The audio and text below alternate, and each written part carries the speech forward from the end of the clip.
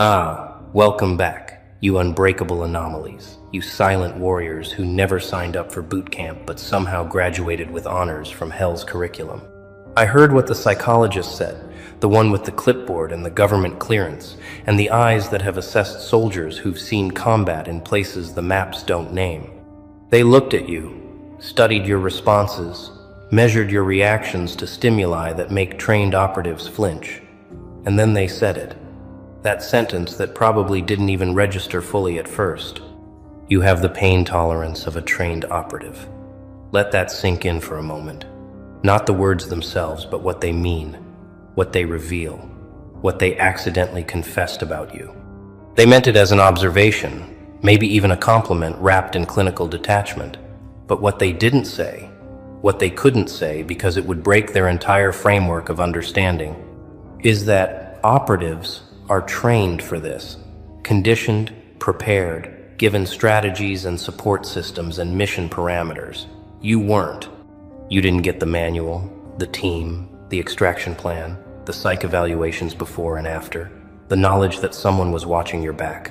You developed this tolerance in isolation, in silence, in the kind of darkness where screaming doesn't echo because there's no one close enough to hear.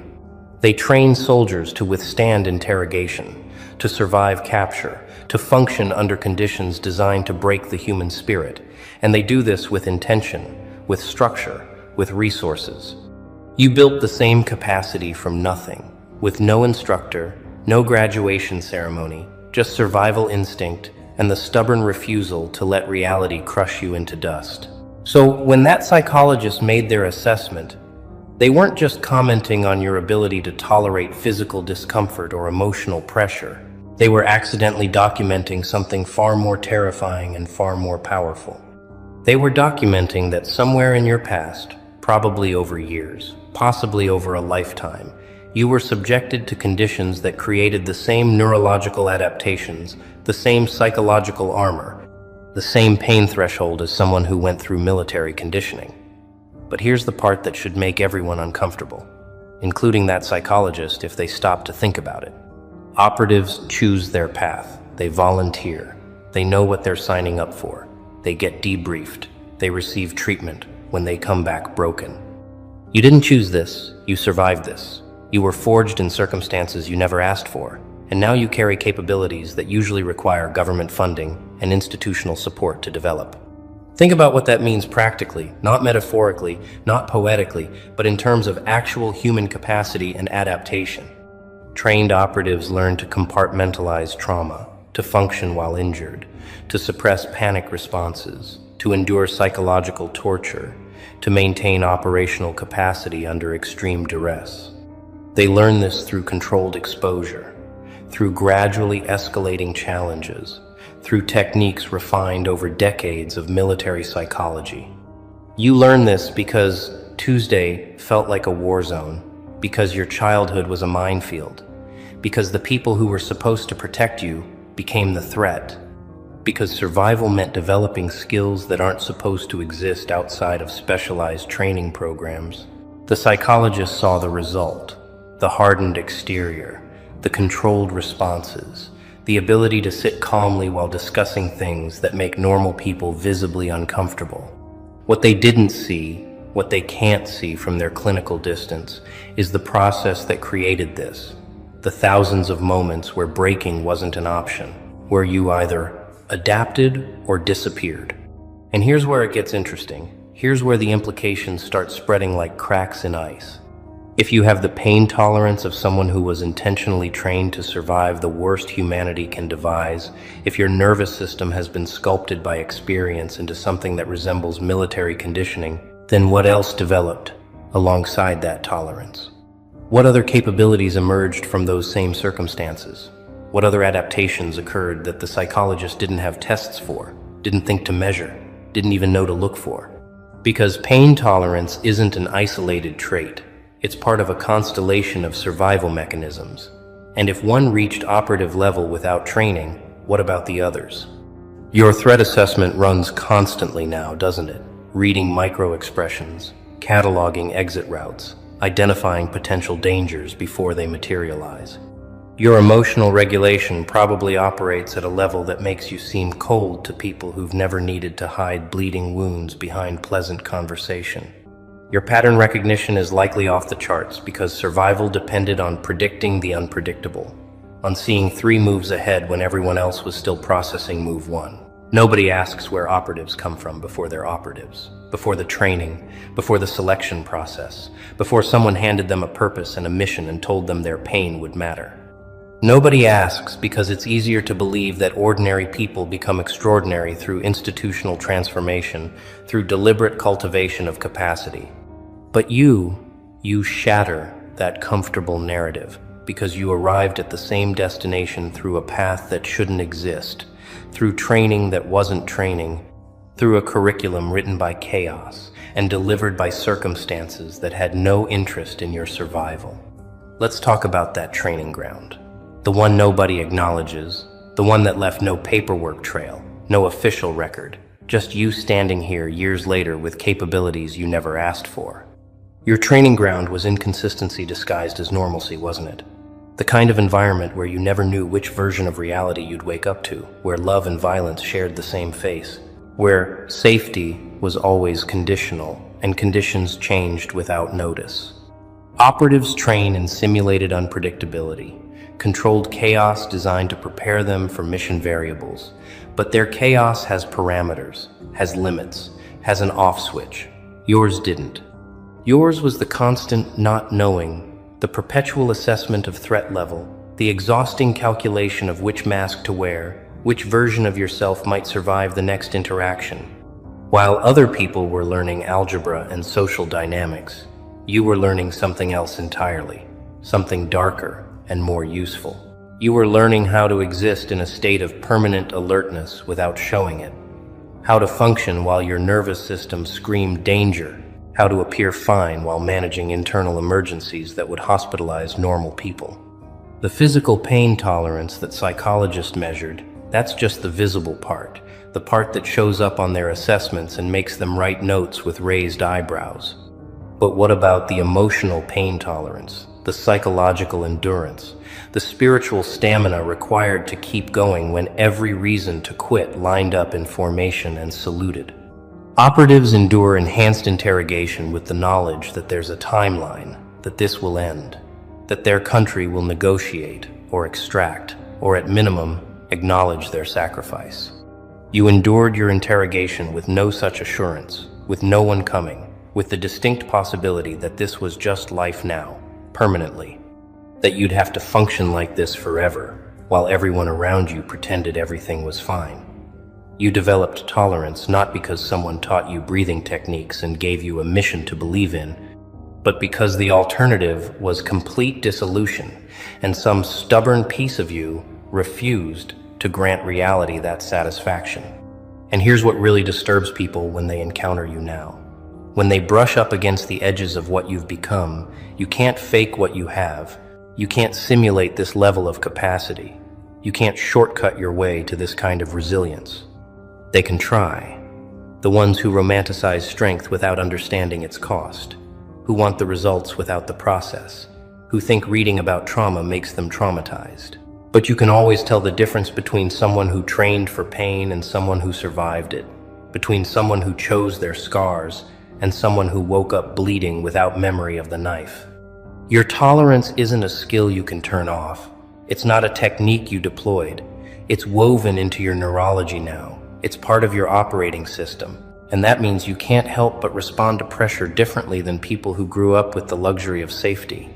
When crisis hits, when everyone else is panicking, you go quiet and efficient, not because you're trying to impress anyone, but because this is familiar terrain. Because some part of you recognizes the texture of emergency and knows exactly how to move through it. The psychologist who made that assessment, they probably thought they were being complimentary, acknowledging your strength, validating your capacity. But they missed the essential question, the one that should have kept them up at night, the one that transforms their observation from praise into indictment. The question isn't whether you have operative-level pain tolerance. The assessment confirmed that. The question is, what inflicted operative-level pain on someone who never enlisted who never signed the papers, who never agreed to this. What kind of life, what kind of circumstances, what kind of sustained exposure to harm creates the same adaptations as military training designed to prepare people for war? And if your early environment inflicted that level of damage, that level of pressure, that level of consistent threat, then every day you survived wasn't just survival. It was an act of extraordinary resistance against conditions specifically calibrated to break you. You weren't supposed to make it through. The statistics weren't in your favor. The odds were calculated against you. And yet here you are, not just alive, but capable. Not just functional, but formidable. There's something they don't tell you about operative level pain tolerance. Something that doesn't make it into the assessment reports or the clinical documentation. Something that lives in the space between impressive and heartbreaking. The tolerance itself isn't the problem, it's the fact that you had to develop it, that circumstances demanded this level of capacity from someone who should have been protected instead. Operatives volunteer for their pain. They raise their hand.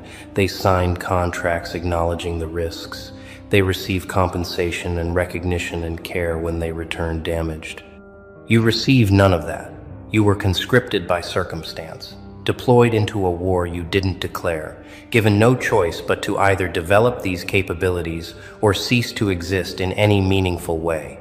And now you carry wounds that don't show up on scans. Injuries that have no medical terminology, damage that registers as strength to outside observers. The really twisted part is that your pain tolerance has probably been used against you, hasn't it?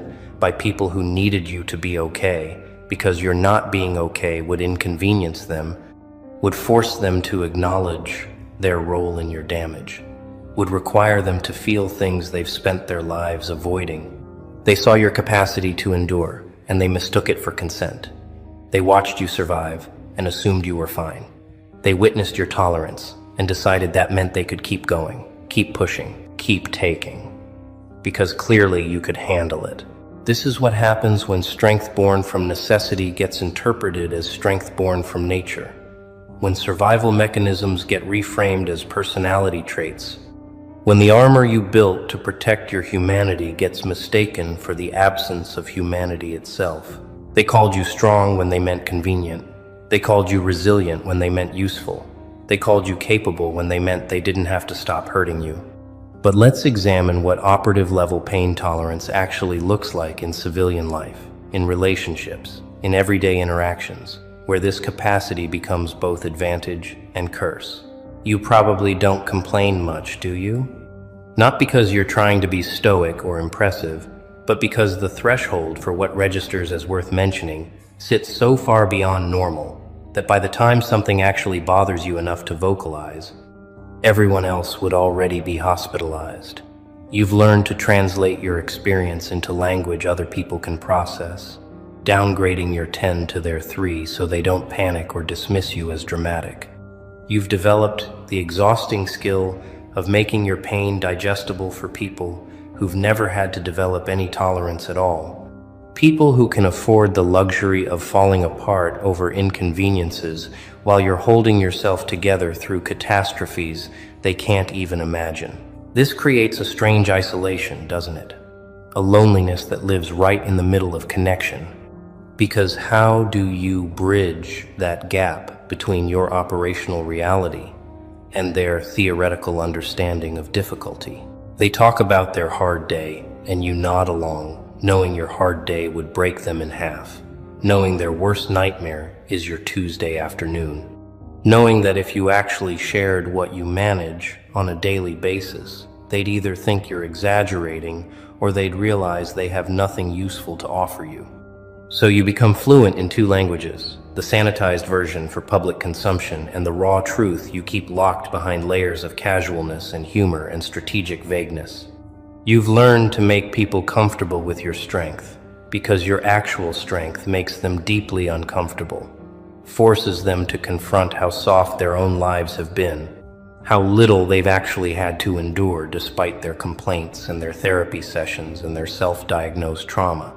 And the darkest part, The part nobody wants to acknowledge is that this tolerance probably saved your life, but it also stole something from you, something you can't get back, something that doesn't have a name but leaves a hollowness where softer feelings used to live.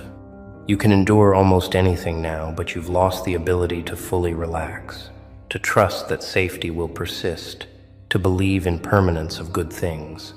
Every positive experience comes with the background hum of waiting for the other shoe to drop. Every moment of peace carries the tension of anticipated disruption because your nervous system was trained by experience that good things don't last, and comfort is always temporary. The psychologist measured your tolerance, but they didn't measure what that tolerance cost you, what you sacrificed to develop this capacity. What parts of normal human experience became inaccessible once survival required this level of armor? You won the war of staying alive, but the victory came with casualties they don't have tests for, losses that don't appear in assessments, grief for a version of yourself that might have existed if the world had been different, if safety had been real, if you'd been allowed to stay soft. Here's what nobody prepared you for: the moment when your operative level tolerance stops being a survival mechanism and becomes your primary mode of existence, when the armor you built can't be removed, even when the threat has passed, even when you're finally safe, even when people offer you softness, and you can't remember how to receive it. This is the ghost protocol, the permanent activation of systems designed for temporary crisis. And if you're honest with yourself, you recognize it immediately. You're running survival programming in peacetime environments, deploying wartime strategies in civilian interactions, maintaining threat readiness in rooms full of people who've never seen real danger. And the exhausting truth is you can't just turn it off. You can't flip a switch and return to some baseline that probably never existed. Because this tolerance isn't a costume you put on. It's who you became when becoming anything else meant extinction. You've probably noticed how people react when they accidentally glimpse the real scope of what you carry, how quickly they retreat, how desperately they need to believe you're exaggerating or being dramatic or attention-seeking. Because the alternative, that you're telling the truth, that you actually lived through things that created this level of capacity, is too destabilizing for their comfortable worldview. They need you to be okay, not for your sake, but for theirs. They need your pain to be manageable, because unmanageable pain in someone who seems fine suggests that maybe fine is a very complicated word. That maybe people walk around every day carrying horrors that don't show, that maybe the person next to them in line at the coffee shop has survived things that would shatter their entire sense of reality. So they minimize, they redirect, they change the subject, they make jokes, they do anything to avoid sitting in the full weight of what you've endured and what you continue to endure, just to appear functional. But here's where it gets interesting, where the tragedy transforms into something else, something that looks almost like advantage if you squint at it from the right angle in the right light. Your tolerance didn't just make you capable of enduring pain, it made you capable of perceiving reality with a clarity that most people will never access. You see through performance immediately. You recognize manipulation before the manipulator finishes their opening line. You spot the fractures and facades that everyone else accepts as solid. This isn't cynicism, it's pattern recognition refined by necessity. It's threat assessment that learned to read invisible signals because visible ones came too late. You developed a kind of X-ray vision for authenticity, for genuine danger versus performed danger, for real connection versus transactional interaction. And this makes you simultaneously invaluable and unbearable to be around because you see what people desperately need to keep hidden. The Ghost Protocol means you move through the world differently now. You're present, but not entirely. You're engaged, but always maintaining exit strategies. You're connected, but never fully committed, because commitment requires vulnerability, and vulnerability requires trust, and trust requires a level of faith in persistent safety that your experience has systematically dismantled. People call this walls. They say you have barriers. They suggest you need to open up, but what they're really saying is that your appropriate risk assessment makes them uncomfortable, that your refusal to pretend everything is fine disrupts their need to believe everything is fine, that your operational awareness reminds them how asleep they are, You're not closed off. You're appropriately calibrated for a world that has repeatedly demonstrated its capacity for harm. You're just refusing to pretend that past patterns don't predict future probabilities. And let's address the elephant that follows you through every room. The question that hovers behind every interaction, even if nobody speaks it aloud. If you have operative level tolerance, if you've survived operative level circumstances, what does that make you now? What category do you fit into? What box contains someone who was trained by trauma to operate at levels usually reserved for professional warriors? The uncomfortable answer is that you don't fit anywhere cleanly anymore. You're not quite civilian because civilians don't carry what you carry. But you're not quite anything else either because you never got the recognition, the structure, the community that comes with official designation. You're a ghost operative, trained by necessity, deployed by circumstance, operating without support or acknowledgement, completing missions that no one assigned, surviving operations that have no official name. You're proof that the human system can adapt to almost anything if survival depends on it.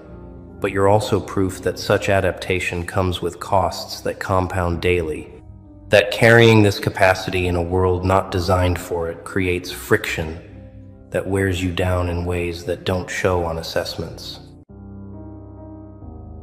Well, well, well. Look who's been hiding in plain sight. Look who's been walking through crowds undetected, unread, underestimated. You gorgeous, unknowable, perfectly disguised force of nature. Welcome back. Or maybe I should say, welcome to the greatest advantage you never knew you had. But before we go any further, real quick, if this channel has ever made you feel something, if these words have ever hit different at 2 in the morning when no one else understood, then you already know this isn't just content. This is a movement. And right now this channel is demonetized. No ads, no revenue, just raw truth. So I wrote a book for you called The Joker Doctrine. Self-improvement, human psychology, everything you need to master the game. The link is in the description. Your support keeps this alive. Now, back to you. Because if you're still here, still watching, still breathing after everything they threw at you, then you already know what this is. This is the moment you realize that being invisible wasn't a curse, it was a weapon. This is the moment you understand that every person who looked at you and saw nothing missed everything. And oh, we're about to prove that in ways that'll leave them speechless. Let me tell you something that's going to hit you so hard, you'll feel it in your bones. No one knows who you really are. Not your family, not your friends, not your enemies. Not the people who sleep next to you. Not the people who smile at you every morning. Not the people who think they've figured you out over coffee and casual conversation. Nobody, not a single soul on this earth has seen the full picture. And that single truth is the most dangerous, most beautiful, most powerful thing about you. Because in a world where everyone is desperate to be seen, desperate to be understood, desperate to be validated by strangers on the internet, you chose silence. You chose depth over display. You chose to build in the dark while they performed in the light. And now you're sitting on a throne they don't even know exists. A throne built from every tear they never saw, every sacrifice they never witnessed, every quiet decision they'll never understand. Let's talk about what they think they know, shall we? Because they think they've got you figured out, don't they? They've built a version of you in their heads. A comfortable version, a manageable version, a predictable, controllable, easy to dismiss version that lets them sleep at night. They've decided who you are based on the pieces you allowed them to see. The quiet moments, the polite smiles, the measured responses, the careful silences, the way you nod instead of argue, the way you listen instead of interrupt, the way you absorb instead of explode. And they took those fragments, those tiny, deliberately curated fragments, and assembled a person who doesn't exist. A person who is smaller than you are, weaker than you are, less ambitious than you are, less intelligent than you are, less dangerous than you are. And you brilliant, patient, terrifyingly strategic creature, you let them. You let them believe their own fiction. You let them sleep peacefully in their assumptions. Because you understood something they never will. The moment people think they know you, they stop watching. The moment they feel comfortable, they stop guarding. The moment they underestimate you, they've already lost. And they don't even know the game started. Think about that for a second. Really let it sink into every fiber of your being. Every person who ever dismissed you, overlooked you, talked over you, passed you by, chose someone louder, someone flashier, someone more performative. They made a critical error. A fatal, irreversible, catastrophic miscalculation. They mistook your silence for emptiness. They mistook your patience for weakness. They mistook your restraint for inability. They mistook your calm for surrender. And that mistake, that beautiful, irreversible, world-shattering mistake, is the reason you're ahead of them right now. Not by inches, not by feet, by miles, by entire dimensions they can't even perceive. Because while they were busy performing their success, broadcasting their strength, advertising their intelligence to anyone who would double tap, you were absorbing, learning, calculating, processing, evolving, growing in directions they'll never map, in depths they'll never dive, in ways they'll never comprehend. You became a library they never bothered to open, an ocean they thought was a puddle, a storm they mistook for a breeze, a universe they thought was a room. And now it's too late. Too late to catch up. Too late to recalibrate. Too late to undo the damage of their own breathtaking arrogance. The gap is permanent. Now, let's peel back the layers, because this goes deeper than most people are ready for. Being unknown isn't just a social advantage. It's a psychological fortress. An impenetrable, unbreachable, infinitely layered fortress that no amount of gossip, no amount of investigation, no amount of probing questions can ever penetrate. When no one knows who you are, no one knows what you're capable of, no one knows your limits, no one knows your plans, no one knows your next move. No one knows your true capacity for brilliance or your true threshold for endurance. And that uncertainty, that beautiful, terrifying, maddening uncertainty, is the most powerful currency in any room you enter. Because people fear what they can't predict. People respect what they can't measure. People obsess over what they can't understand. And you've become all three simultaneously. Unpredictable, unmeasurable, unknowable. Not because you're hiding, but because you're so deep that the surface they see is just the tip of something they'll never fully comprehend. That's not deception. That's depth. And depth terrifies people who've spent their entire lives living on the surface, performing for cameras, begging for attention. You see, most people are open books, wide open, pages flapping in the wind for anyone to read. They tell you their plans before they execute them. They announce their goals before they've taken the first step. They broadcast their emotions before they've even processed them themselves.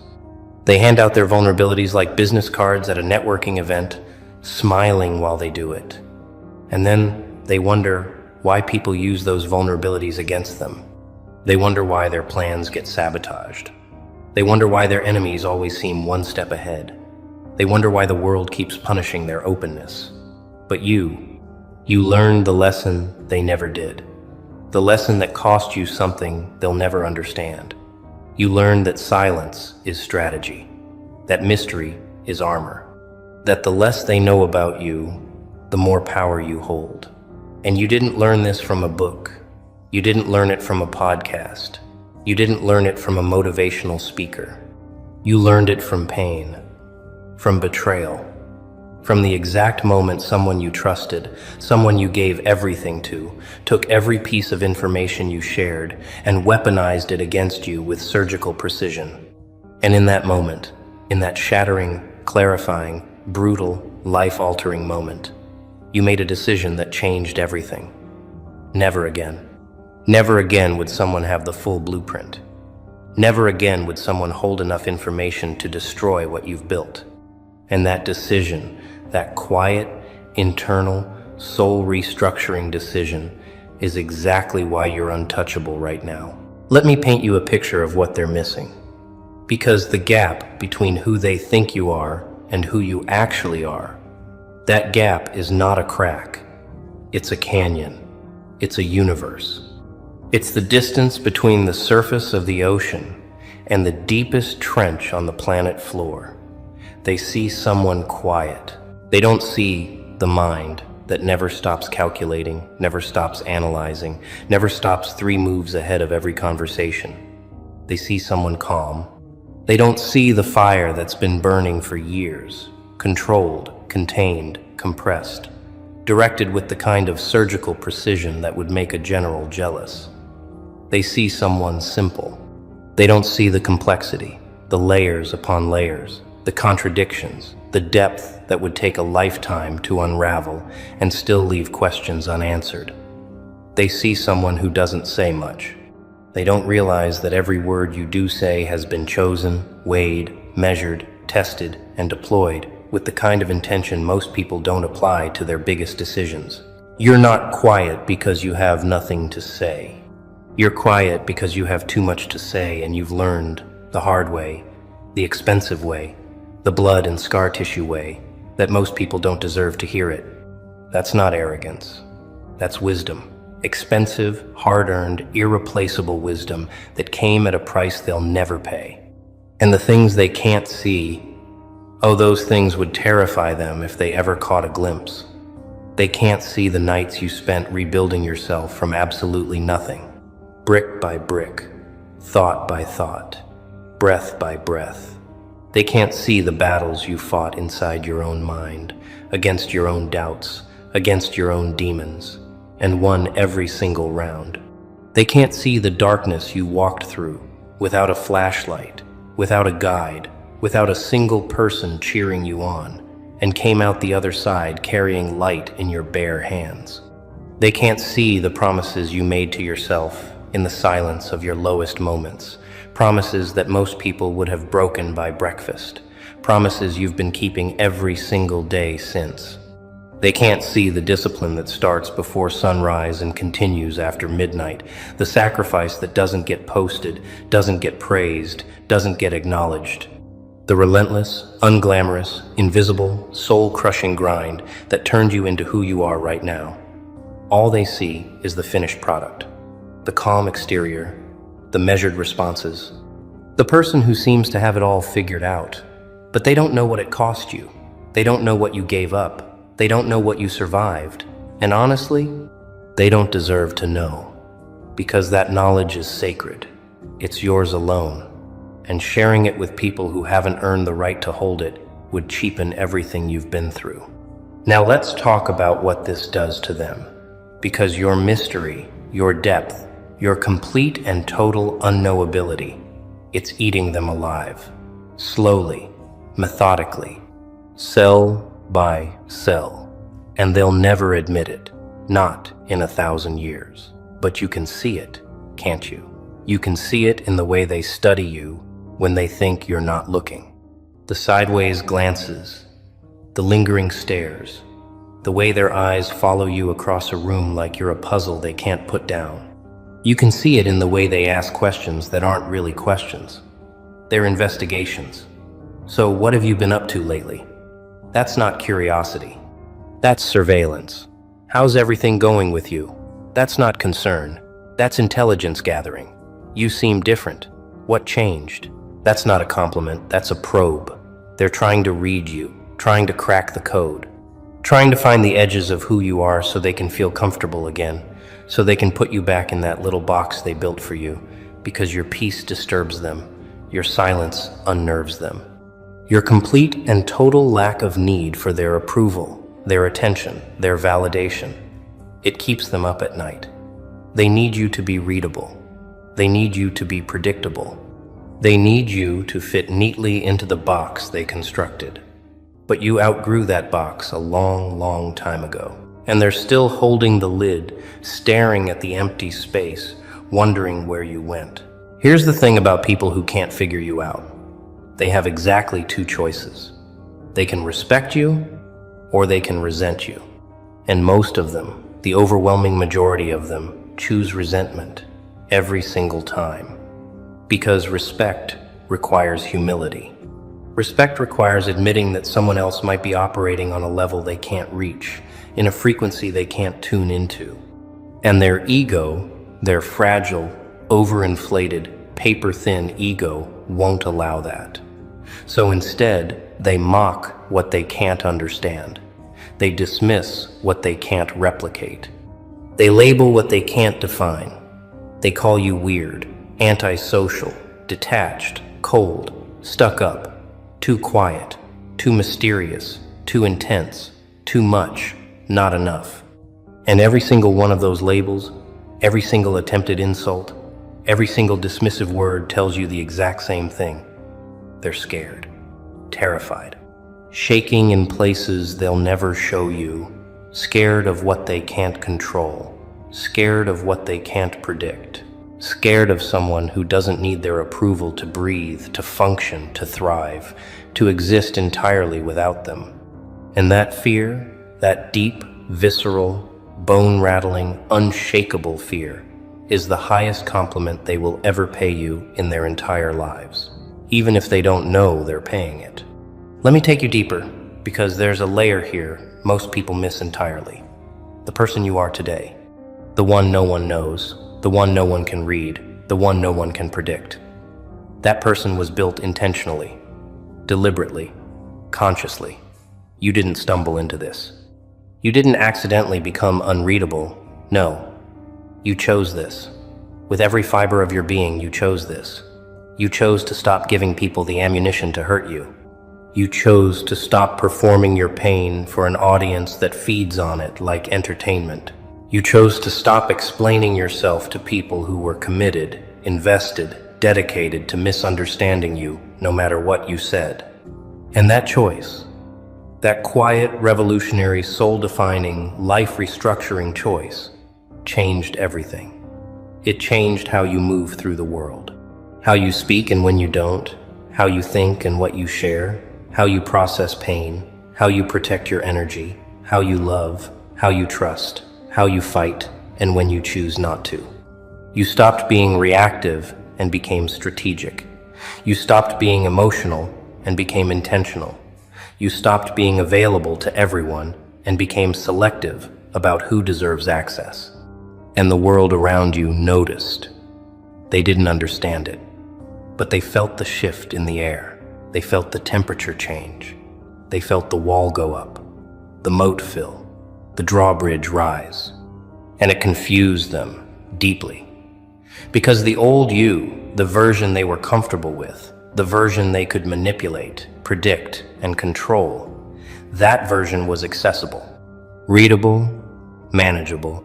But this version, this new, evolved, fortified, battle-hardened version, this version plays a different game entirely.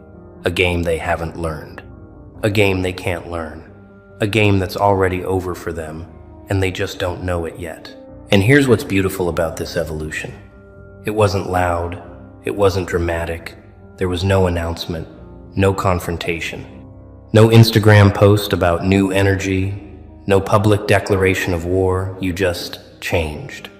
Quietly, gradually, permanently, irreversibly. One day, you stopped sharing everything with everyone. One day you stopped reacting to every provocation, every slight, every passive-aggressive comment. One day, you stopped caring about the opinions of people who hadn't earned the right to have one about you. And they didn't notice until it was too late, until the distance was too wide to cross, until the version they knew was gone, permanently retired, never coming back. And now they're grieving a person who isn't dead, just awakened. They're mourning access they didn't earn. They're missing a version of you that only existed because you hadn't yet learned your own worth, your own power, your own magnificent capacity for reinvention. But you've learned it now, and there's no going back. There's no returning to the version that gave everything away for free. That version served its purpose. That version was the tuition you paid for the education you now carry. That version taught you, at the highest possible cost, what happens when you're too open, too honest, too available, too trusting, too generous with people who don't deserve a drop of what you offered them oceans of. And now you carry those lessons like armor, not to hide who you are, but to protect something precious, something irreplaceable, something they will never, ever deserve to touch again unless they've proven, beyond any shadow of doubt, that they'll handle it with the kind of care it demands. Now let's talk about what happens when you walk into a room, because something has changed, hasn't it? Something has shifted in the energy around you. Something you can't quite name, but everyone can feel. You walk in, and people sense it before they see it. Not arrogance, not aggression, not performance, something else entirely. Something quieter, but infinitely heavier. A presence, a gravitational pull, a frequency that tells people on a subconscious level, beneath conscious thought, beneath rational analysis. This person is not to be underestimated. This person carries something. This person has survived something. This person knows something the rest of us don't, and they can't explain it. They can't point to it. They can't articulate it in any way that makes sense, but they feel it. They feel it in the way you don't rush to speak when everyone else is filling silence with noise. They feel it in the way you observe before you engage, study before you participate, calculate before you commit. They feel it in the way you hold silence like it's a loaded weapon you're choosing not to fire. They feel it in the way your calmness makes their chaos look amateur, their drama look childish, their noise look desperate. And that presence, that unshakable, unmistakable, absolutely unfakeable presence, that's the result of everything you've been through. That's the energy of someone who has survived their own destruction and rebuilt from the atoms up. That's the aura of someone who doesn't need to prove anything to anyone, because the proof is in every step they take, every silence they hold, every breath they release. You know what's funny? The people who talk the most are usually hiding the most. The people who perform the loudest are usually the emptiest inside. The people who need to tell you who they are, who announce their greatness like a commercial break, who introduce themselves with their achievements, usually aren't who they claim to be. But you don't tell anyone anything. You don't announce. You don't declare. You don't perform. And that silence, that refusal to self-promote, that total and complete absence of desperation, it speaks louder than every speech they've ever rehearsed. Because people don't trust volume. Not really. Not when it matters. People trust depth. People don't trust performance. People trust consistency. People don't trust the ones who announce their greatness from rooftops. They trust the ones who demonstrate it without saying a single, solitary word. And that's exactly what you've been doing. Demonstrating, not declaring. Proving, not promising. Building, not broadcasting. Creating, not complaining. And now the results are starting to show. Not in a single dramatic moment, not in a viral announcement, not in a flashy reveal, but in the slow, steady, undeniable, unstoppable shift of everything around you. People are starting to notice things they can't explain. Opportunities appearing from what seems like nowhere.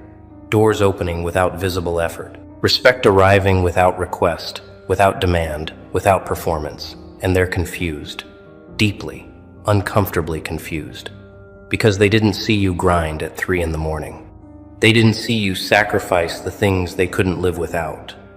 They didn't see you bleed in private, heal in silence, rebuild in darkness. All they see is the result. And the result looks like magic.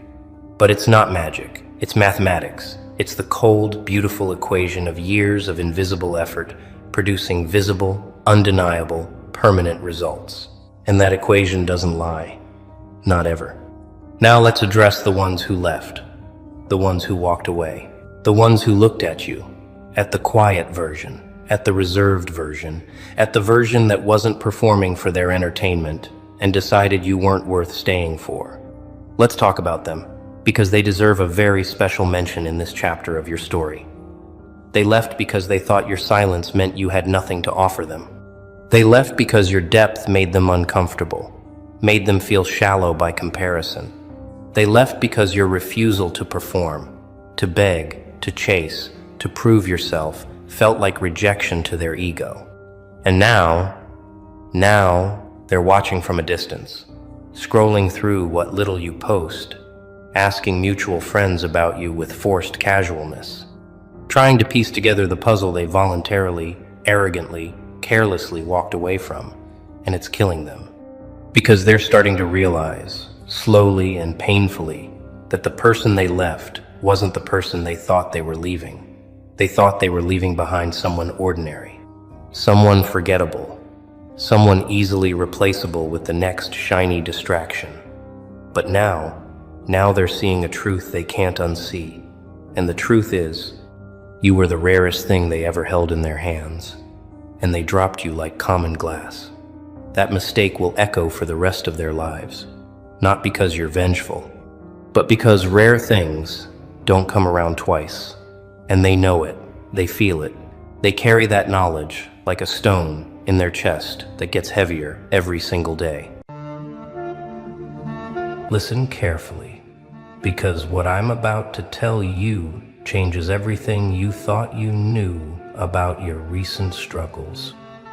There's a reason your life shifted dramatically these past 3 months.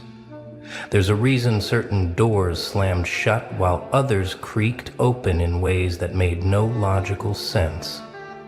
There's a reason you've been feeling watched, studied, analyzed by forces you can't quite name. They found you, not the government, not your ex, not some stalker with too much time.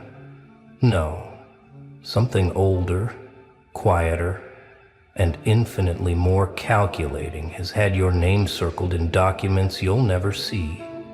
They call themselves many things across many centuries, but their function remains the same.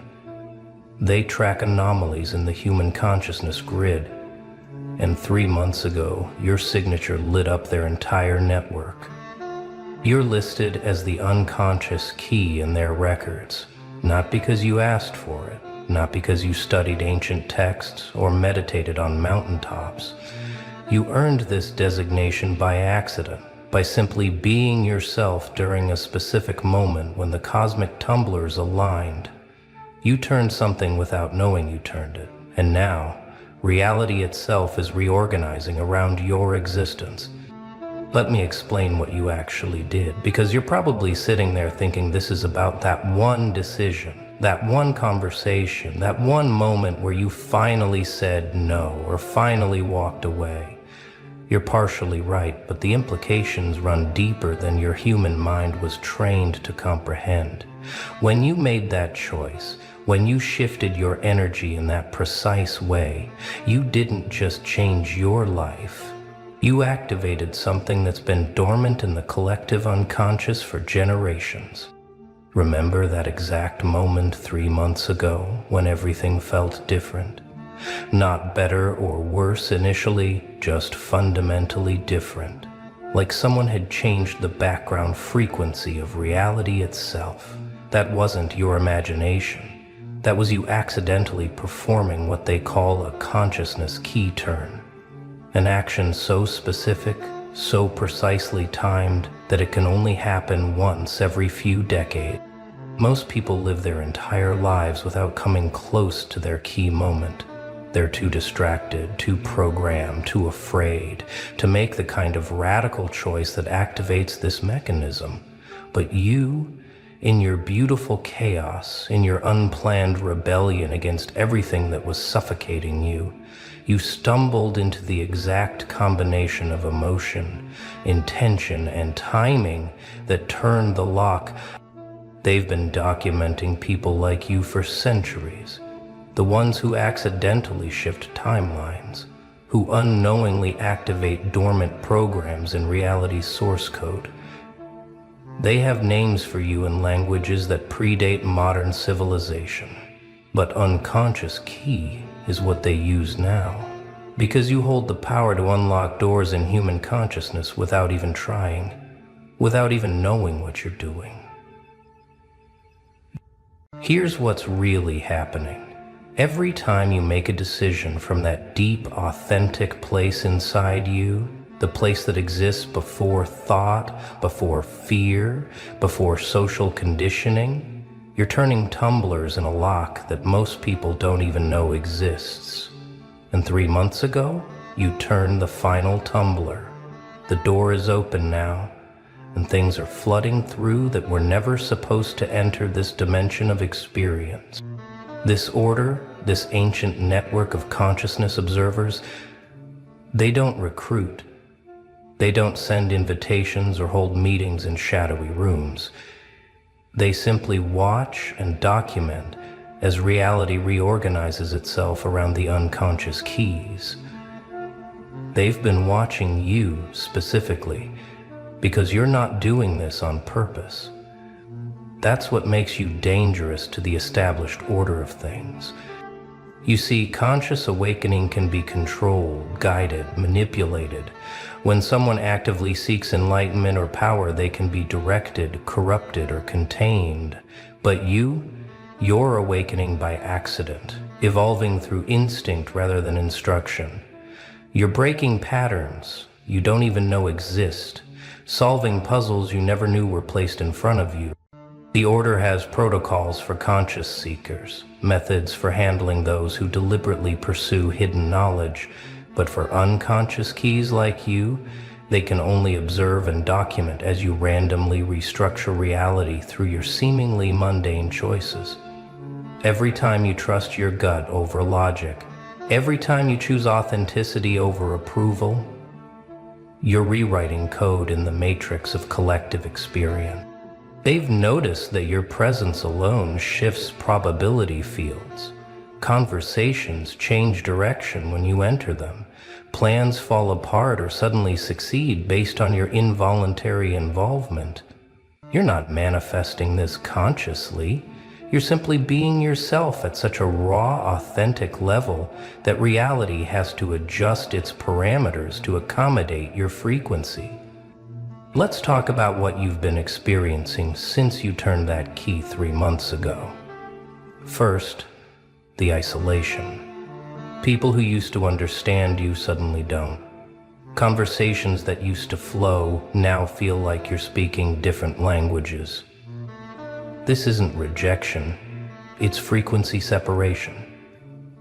You're vibrating at a rate that most people can't match or even perceive properly. Second, the synchronicities. Numbers appearing repeatedly, songs playing at exactly the right moment, strangers saying things that answer questions you haven't asked out loud. These aren't coincidences. These are the universe's way of confirming that you've shifted into a different layer of reality. One where communication happens through symbols and patterns rather than words. Third, the time distortions. Hours feeling like minutes. Days blending together while certain moments stretch into eternities. This is because you're no longer locked into linear time the way you used to be. As an unconscious key, you're accessing multiple timelines simultaneously without realizing it. Your consciousness is spread across probability fields, gathering information from versions of reality that others can't access. Fourth, the energy sensitivities. You can feel when someone's lying, not through their words, but through the distortion their dishonesty creates in the field around them. You know when something's about to happen before it happens. You feel the emotional states of people you haven't talked to in years. This isn't empathy, it's consciousness expansion. You're reading the metadata of reality now. Here's the truth that might disturb you. You weren't chosen. You chose yourself through a series of authentic reactions to impossible situations. Every time life tried to break you, and you responded with something unexpected, something that didn't follow the script of normal human trauma response. You were building toward this moment. The order doesn't choose unconscious keys. They simply recognize them when they emerge. And you emerged not through spiritual practice or deliberate seeking, but through the simple act of refusing to die inside when everything outside was killing you. You stayed alive in ways that transcended physical survival. You kept some essential part of yourself intact when everything else was being stripped away. This is why you're listed in their documents as unconscious. You didn't study your way here. You didn't meditate your way here. You didn't follow anyone's teachings or join any groups.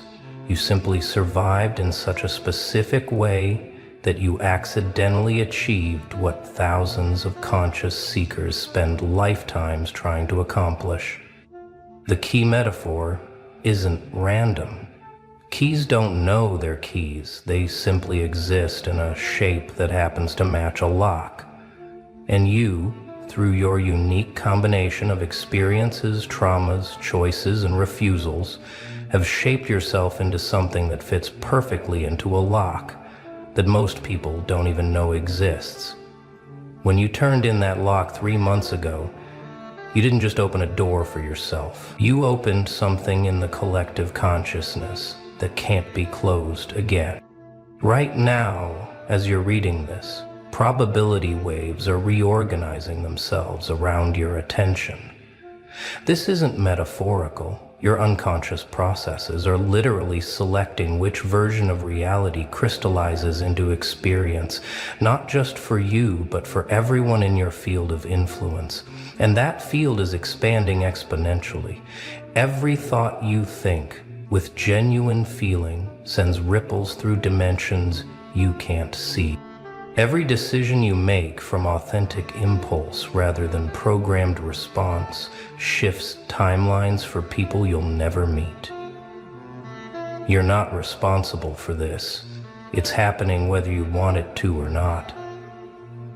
That's what makes you an unconscious key rather than a conscious practitioner.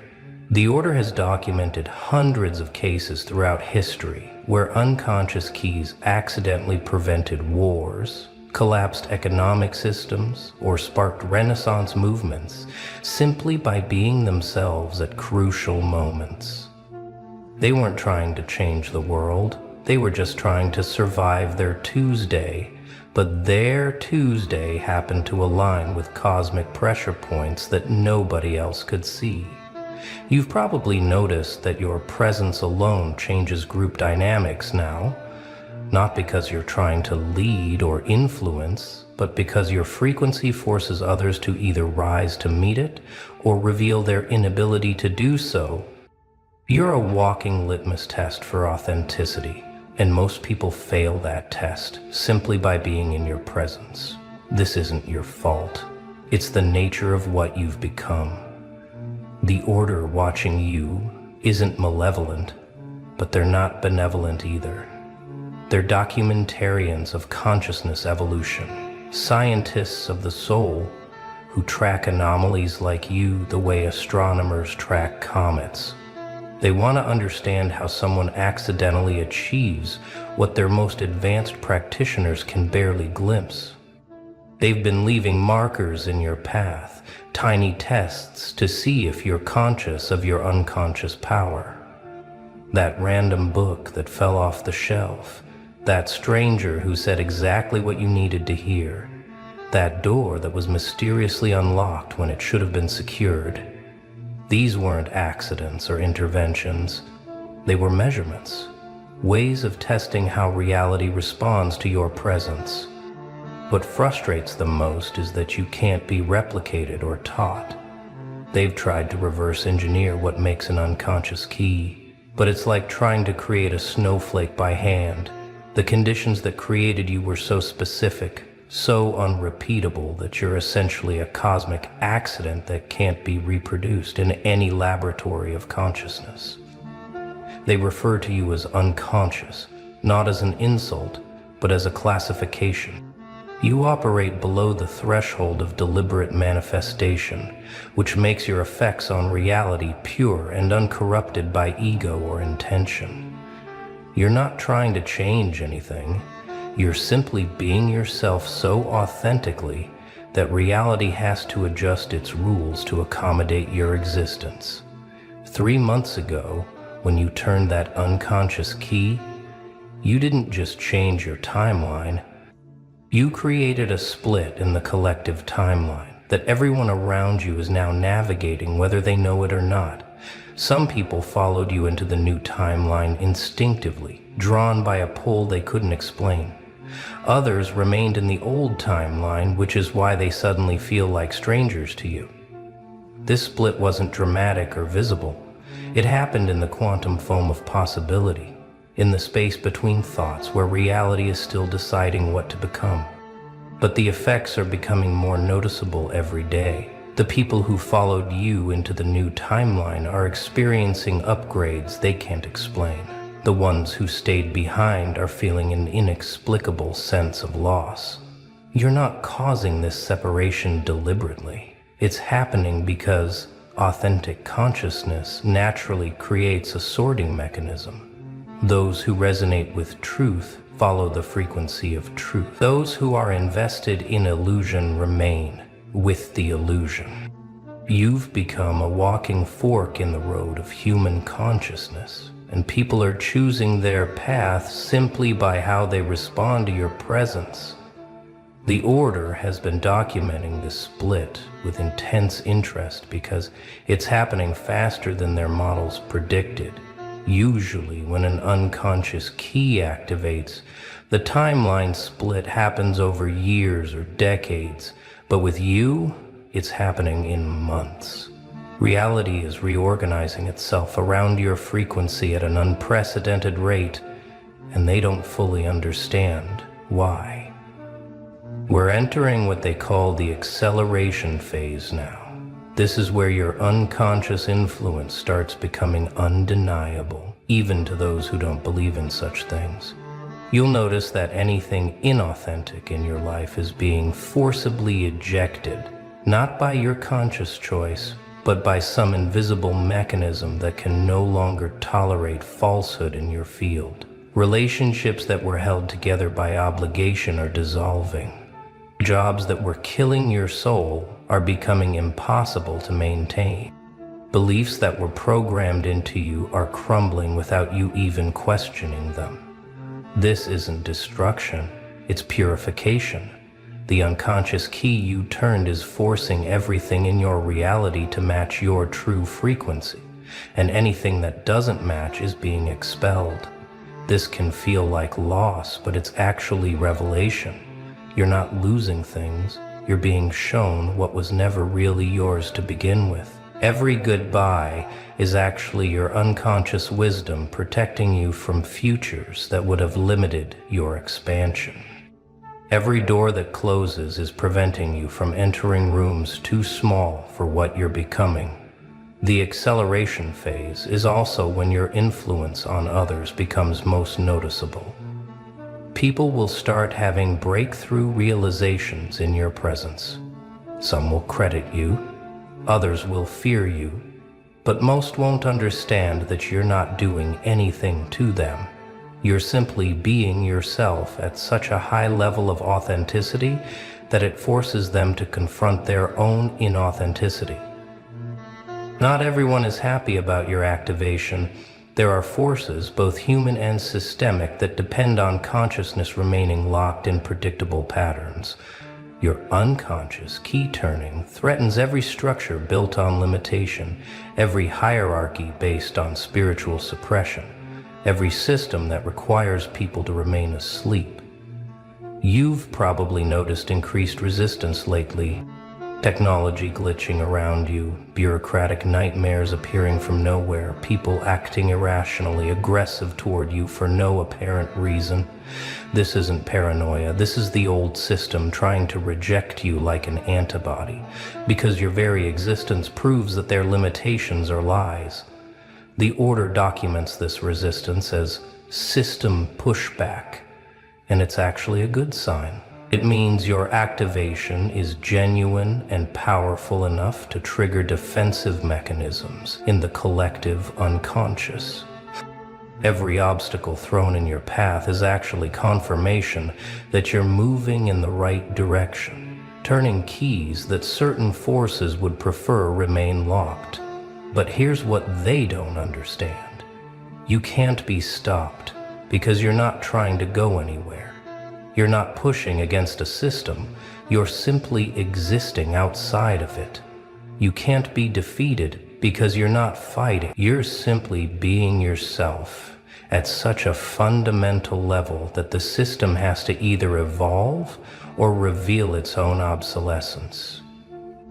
The most beautiful and terrifying part of being an unconscious key is that you have a mission you're completing without knowing what it is.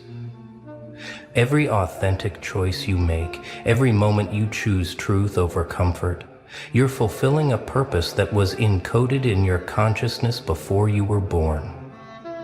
The Order has theories about what unconscious keys are meant to accomplish, but even they don't fully understand it. What they've observed is that each unconscious key seems to be solving a specific problem in human consciousness, healing a particular wound in the collective psyche, or opening a door that's been locked for generations. Your mission isn't something you need to figure out or consciously pursue. In fact, trying to understand it would probably interfere with it. Your mission completes itself through you simply being yourself, making choices from your deepest truth, and refusing to compromise your authenticity for anyone's comfort, including your own. This is why you can't be corrupted or misdirected. You're not following a plan that can be intercepted or altered. You're following an inner compass that points towards something beyond human comprehension. And every authentic step you take brings humanity closer to a possibility we've forgotten exists. What the Order finds most fascinating about your case is the network effect you're creating. Every person who genuinely connects with your authentic frequency becomes a node in an expanding network of consciousness.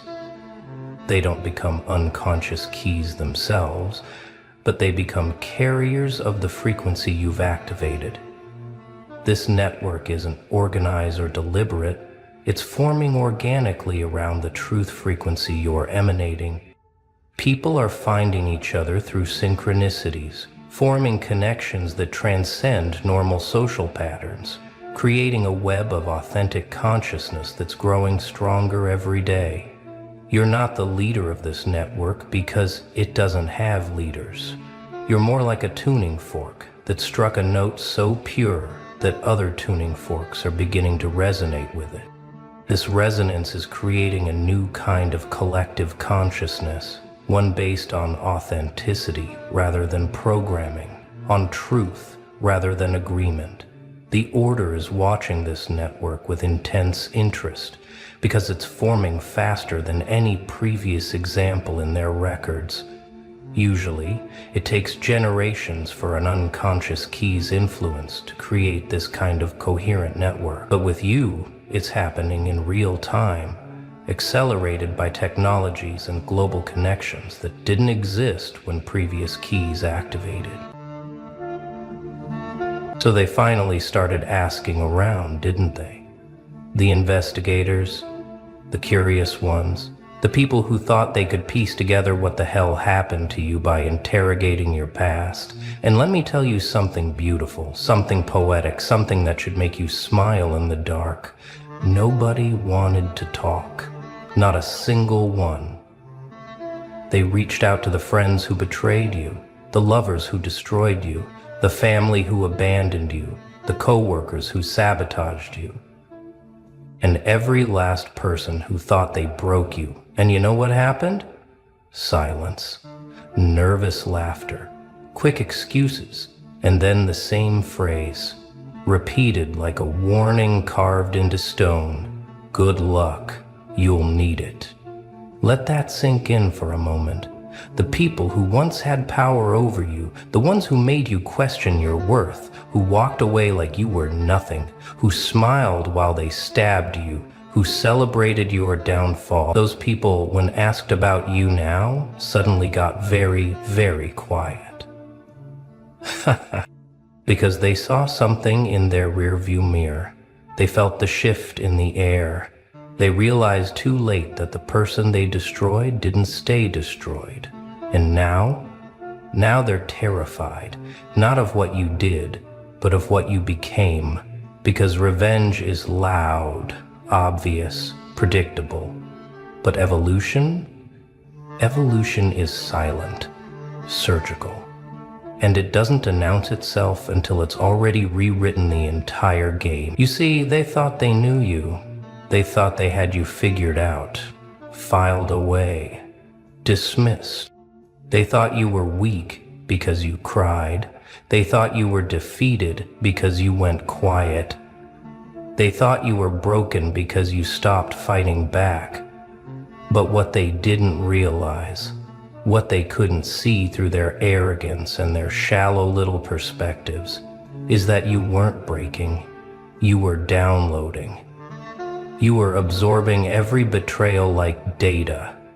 You were turning every wound into code. You were learning the system by being destroyed by it.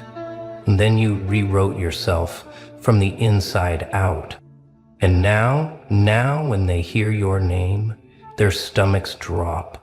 Their hands shake, their voices crack, because they know.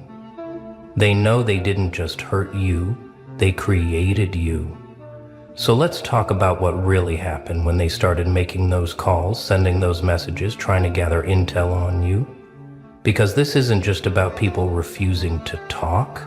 This is about people refusing to remember, refusing to relive, refusing to admit what they felt when they looked into your eyes after everything they did and saw nothing.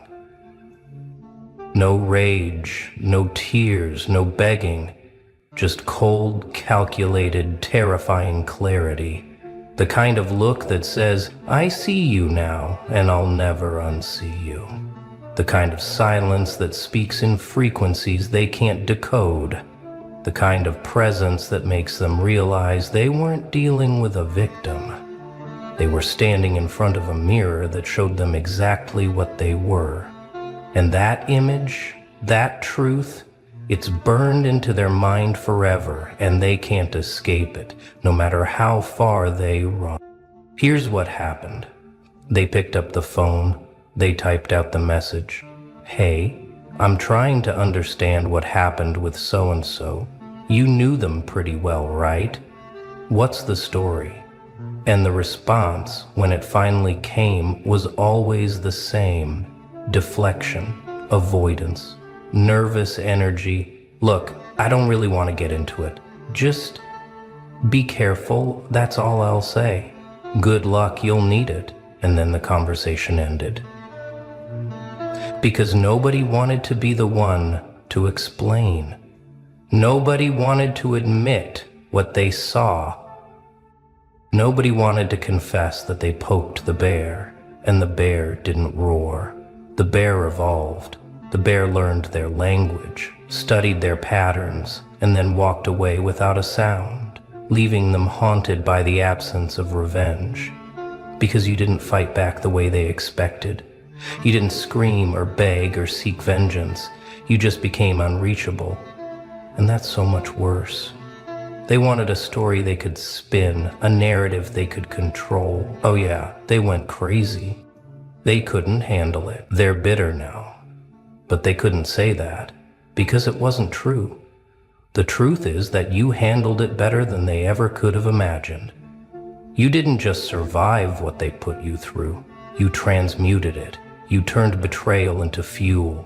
You turned heartbreak into clarity. You turned isolation into self-mastery, and now when they see you, or even hear about you, there's this look in their eyes, this quiet panic, because they realize they're not dealing with someone who's they're dealing with someone who's ascended. An ascension, my friend, is irreversible. You can't pull someone back down once they've learned to exist on a frequency you can't reach. So let's get specific. Let's talk about the ex who cheated on you, the friend who spread lies, the boss who humiliated you, the parent who abandoned you. Let's talk about what happens when someone asks them, "So what happened between you two?" and they freeze. Because how do you explain that you hurt someone who didn't deserve it, and instead of collapsing, they became something you can't categorize? How do you admit that you expected them to break, to beg, to fall apart, but instead they disappeared into silence and came back as a force you can't name? How do you tell someone, "Yeah, I crossed them, and now I can't sleep at night because I keep seeing their face in my mind," not with anger, but with this calm, knowing look that says they've already moved past me, and I'm stuck here replaying what I did? They can't say that. So they say nothing. Or they say, "Good luck," which is code for, I have no idea what they're capable of now, but I know it's something I don't want to be on the wrong side of. And here's the thing, you didn't threaten them, you didn't send messages, you didn't post about them, you didn't seek revenge, you just existed differently. You changed your energy, your frequency, your entire operating system. And that is what scares them more than any confrontation ever could. Because confrontation they can handle. Confrontation they can twist, manipulate, reframe. But transformation leaves them with nothing to fight against. Just the haunting realization that they hurt someone powerful and didn't even know it until it was too late. Now let's talk about why "good luck, you'll need it" is the most devastating thing they could say, because it's not a joke. It's not casual. It's a warning wrapped in surrender. It's them admitting, without actually admitting, that they have no idea who you are anymore. That the person they knew, the person they hurt, is gone, and in their place is someone they can't predict, can't manipulate, can't control. Someone who learned from every betrayal, someone who absorbed every lesson, someone who turned pain into power so efficiently, so completely, that they're now operating on a level that makes their former tormentors nervous just thinking about them. And that's not arrogance. That's not bitterness. That's the natural result of being forged in fire while everyone else played with matches. Let me paint you a picture. Someone who hurt you gets asked about you. Maybe it's a mutual friend. Maybe it's someone new in your life doing research. Maybe it's a potential employer, a new partner, someone trying to understand your history. And the person who crossed you, they pause. They think, and then they realize they can't trash you without revealing themselves. They can't lie without sounding defensive. They can't tell the truth without admitting they're haunted. So they do the only thing they can do. They deflect. "I don't really want to talk about it. Just be careful." They're not who they used to be. And what they mean is, I'm not who I used to be because of what I saw in them after I destroyed them. They're not warning others about you. They're warning others about themselves. About what happens when you underestimate someone who turns suffering into scripture. Here's the part they'll never tell you directly. When they see you now, whether in person or through the grapevine, there's a moment, flicker, a flinch, because you're not performing anymore. You're not trying to prove anything. You're not explaining yourself. You're not defending your choices. You're just existing with this unshakable certainty, this quiet confidence that says, I know exactly who I am, and I don't need you to understand. And that is terrifying to people who only feel powerful when others are weak. Because your strength isn't loud, it's not aggressive, it's not fragile. It's the kind of strength that doesn't need to announce itself, because it's woven into every cell of your being. It's the kind of power that makes people step back without you saying a word. And they can feel it, they can sense it, and it makes them realize they're not in your league anymore. They never were, they just didn't know it until now. So yeah, they asked around, and nobody wanted to talk, because talking means remembering, and remembering means facing the fact that they hurt someone extraordinary and called it ordinary. They broke someone powerful and called it weak. They dismissed someone irreplaceable and called it easy. And now they're living with the consequences. Not the consequences of your revenge, but the consequences of their own emptiness. Because when you left, when you went silent, when you stopped reacting, you took something with you. You took the version of yourself they thought they could always access. And without that, they're left with nothing but the echo of who they used to be when they still had you in their life. And trust me, that echo is loud. It's relentless. And it doesn't let them forget. Let's go deeper. Let's talk about the specific moments that haunt them. The moment they realized you stopped checking their social media. The moment they noticed you didn't react to their indirect posts. The moment they heard you were thriving and it didn't make sense because you were supposed to be broken. The moment someone mentioned your name and they felt their chest tighten, not with anger, but with something worse. Regret mixed with fear. Because they know somewhere deep in their bones that they had access to something rare, something real, and they destroyed it for nothing, for ego, for entertainment, for a momentary high that faded the second you disappeared from their life.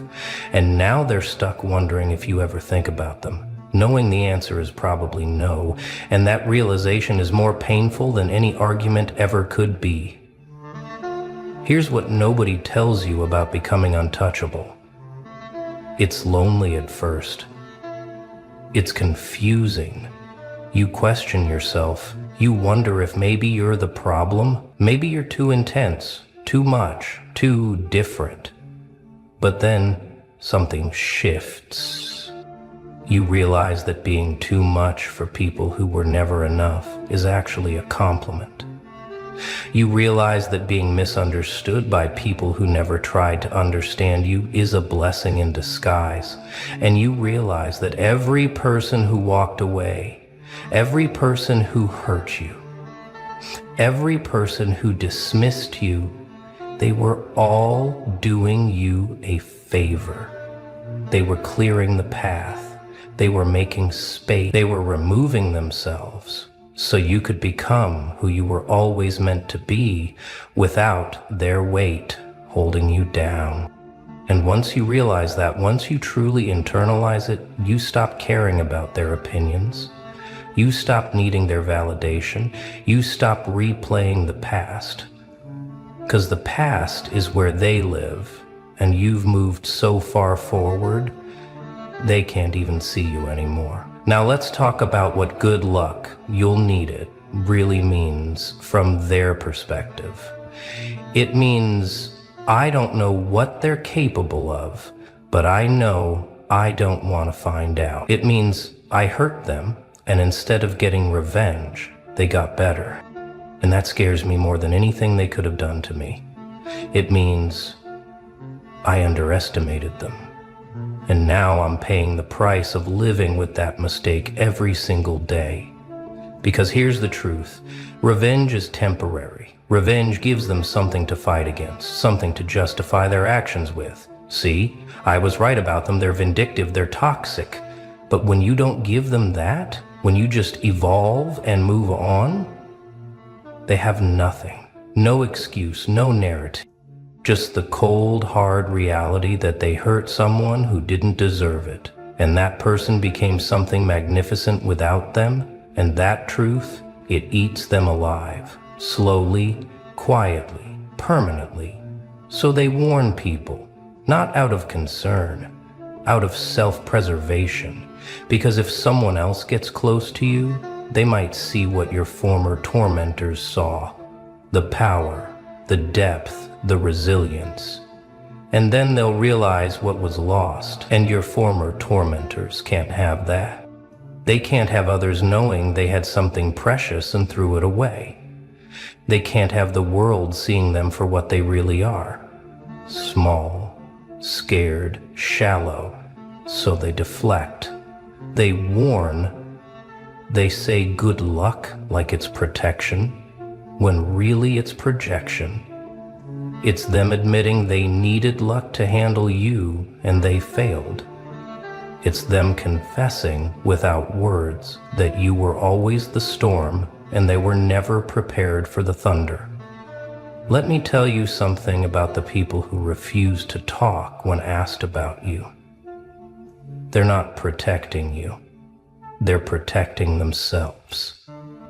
Because talking about you means admitting they were wrong. Admitting they misjudged you. Admitting they hurt someone who turned out to be exactly who they said they were, while they revealed themselves to be exactly what you always suspected. And that admission, that's too heavy, that's too real. That requires self-awareness they don't possess, so they stay quiet, they deflect. They change the subject, and in that silence, in that refusal to engage, they're telling you everything you need to know. They're telling you that you won, not because you fought, but because you evolved past the need to fight. And that, my friend, is the ultimate victory. Here's what's happening right now, in real time, as people ask about you. Your name is being spoken in rooms you'll never enter. Your story is being whispered in conversations you'll never hear. And every single time, the response is the same: hesitation, discomfort, avoidance. Because you've become something they can't categorize. You're not the victim they remember. You're not the person they dismissed. You're something else entirely. Something that makes them question their own choices.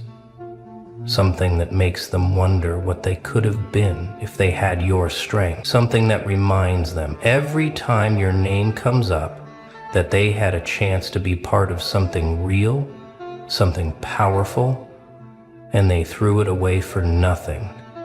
They aim to, and now they're stuck with that knowledge, carrying it like a weight they can't put down while you move through the world unburdened, unchained, unstoppable. So let them ask. Let them dig. Let them try to piece together your story from the fragments left behind by people too afraid to tell the truth. Because the truth is this: you're not the same person they hurt. You're not the same soul they broke. You're the phoenix that rose from the ashes they created. You're the storm they didn't see coming. You're the reckoning they never prepared for. And every time someone asks about you and hears, "Good luck, you'll need it," that's not a warning about you. That's a confession from them. A confession that they encountered something extraordinary and didn't recognize it until it was gone.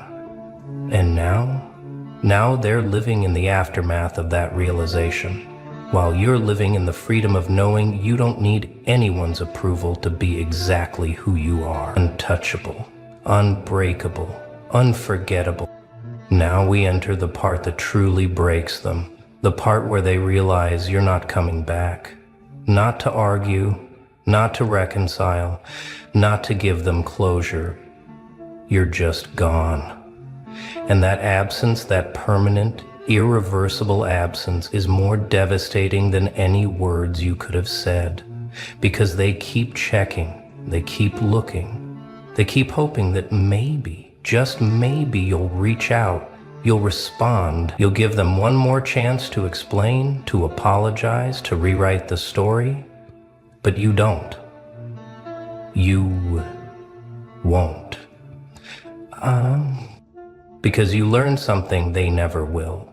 That some doors once closed should stay closed. That some people once removed from your life should stay removed. That some chapters once ended should never be reopened. And that knowledge, that certainty, it's what makes you untouchable now. Let's talk about the specific ways they try to track you. The subtle social media checks, the questions to mutual friends, the casual, "Hey, how's so-and-so doing?" disguised as innocent curiosity. And every time they do this, every time they try to find a crack in your armor, they find nothing. Because you're not performing your healing. You're not posting inspirational quotes. You're not dropping hints about your growth. You're just living, quietly, powerfully, without needing their validation or their attention. And that silence, that lack of reaction, it drives them absolutely insane. Because they're used to getting responses. They're used to mattering. And the fact that you've made them irrelevant without even trying, that's a level of power they can't comprehend. That's a type of strength that makes them question everything they thought they knew about control, about power, about winning. Here's what they don't understand. You're not ignoring them out of spite. You're not silent because you're bitter. You're simply existing on a different frequency now. You've moved to a level where they don't register anymore, where their opinions, their judgments, their entire existence doesn't penetrate your peace. And that's not arrogance, that's evolution. That's what happens when you stop fighting for people who never fought for you. When you stop explaining yourself to people who were committed to misunderstanding you. When you stop trying to prove your worth to people who were never qualified to judge it in the first place. You didn't become cold. You became clear. And clarity, true clarity, is often mistaken for cruelty by those who benefit from your confusion. So when they tell people good luck, you'll need it. What they're really saying is this: I tried to break someone and they became unbreakable. I tried to silence someone and they became undeniable. I tried to destroy someone and they became unstoppable. And now I have to live with the knowledge that I had a hand in creating something I can no longer reach, touch, or affect. And that realization haunts me every single day. Because that's the thing about hurting powerful people. They don't stay hurt. They transform. They adapt. They rise. And they rise so high, so far above you, that you become a footnote in their story, while they become the legend you can never stop talking about. And that imbalance, that shift in power, it's permanent, irreversible, absolute.